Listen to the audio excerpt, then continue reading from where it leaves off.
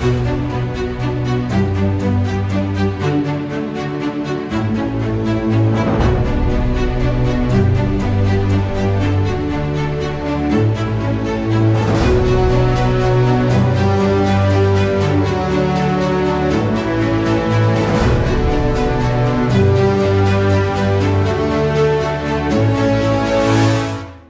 ceremonial turnover of equipment and pledge of support to the 5-minute response time ng mga LGUs ng Bulacan at command visit ng aming Chief PNP, Police General Nicolas Torre III sa Bulacan PPO ay pagpapakita sa atin ng kolektibong pagkilos at pagkakaisa tungo sa pagpapatibay ng kapayapaan at kaayusan.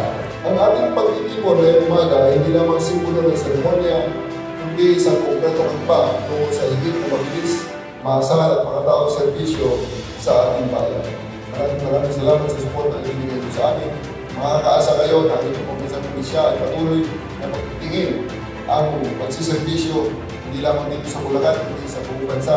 Sisiguraduhin namin na lahat ng ating mamamayan ay mga ilangan ng tulong ay ating marating sa loob ng 5 minuto. Papuri-puri ang husay at abilidad ng aming kapulisan. Sa katunayan, sa ating pagkakaisa at pagtutulungan, ay kinilala ang buong Bulacan bilang the 3rd safest place in the Philippines ng World Travel Index. Salamat po sa ating mga kapulisan. Salamat sa inyong pagbibigay ng payapang komunidad. Kayo ang katuwang ng ating mga kapwa Bulakenyo. Sa inyong nakasandal, ang ating mga kapwa Bulakenyo, lalo na po mga may hirap na nangangailangan ng suportang tulong.